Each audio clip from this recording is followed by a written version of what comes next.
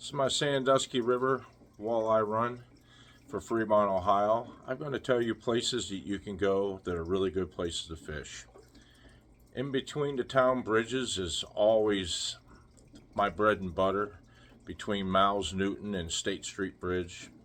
That's the first place you want to hit when the walleye are coming in, like right now. There is some walleye in the river right now. You want to go right in there and fish. The other side is the rock side, I call. That's where you fish on shore. And the other side in the grass, I call that the wader side. That is a really hot place to fish. You can fish there, and I'd say the run's going for a little while. You can head upriver, but before you head upriver, the rapids is a very good place to fish in Sandusky River.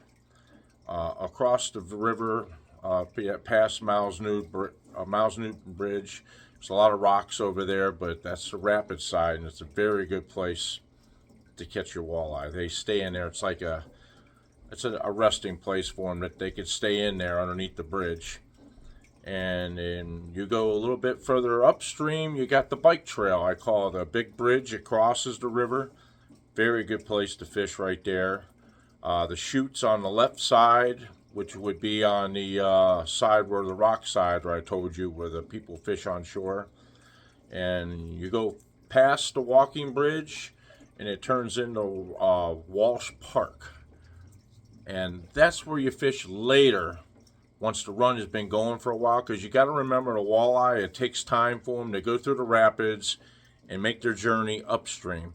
Where they really want to go is where the Belleville Dam used to be, and that's over there by River Cliffs Park. That's where it used to be, the power lines. Years ago, you weren't allowed to fish past the power lines. That's where the fish, they couldn't go any farther than the Belleville Dam. And that's where they're so used to spawning. That's why it's so good up at River Cliff Park. It's a honey hole up there. And if you go past River Cliff Park, you got the Haunted Hydro.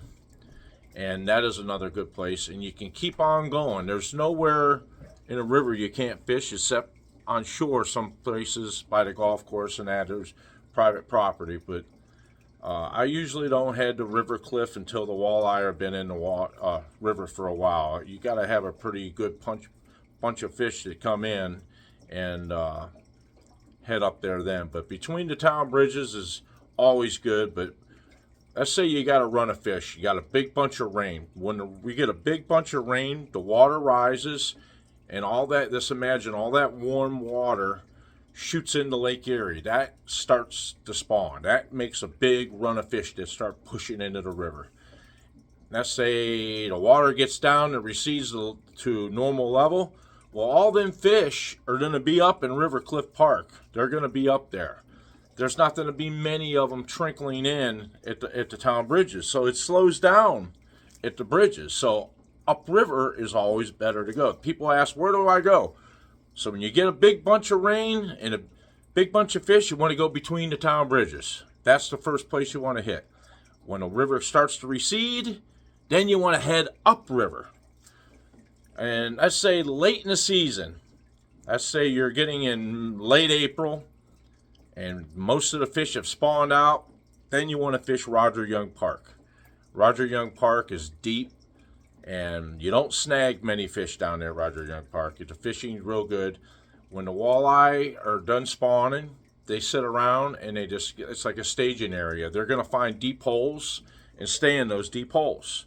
So Roger Young Park's good to just go in there. It's not the most comfortable place to fish. They're really big boulders, but you get down in there late April, towards the end of the walleye season, and you can catch a lot of unspawned out females, and they do bite. The females are the ones that are hard to catch early because they got lockjaw. They don't bite as much as the jacks. The jacks are in the river waiting for the females, so they get hungry, and they're the ones that really bite good. But you can catch a lot of big females if you get them when they first are coming in. You get them, they're making their run, their journey that they made.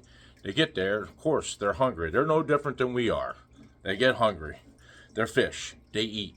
But they're not in there to eat, but they have to eat because their belly, they get hungry.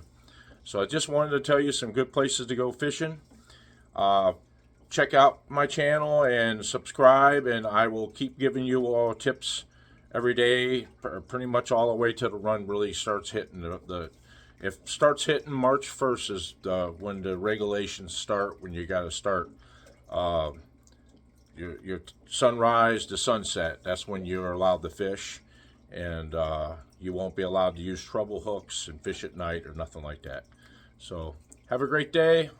I hope you like my tips, but this was basically to tell you places to go at the river.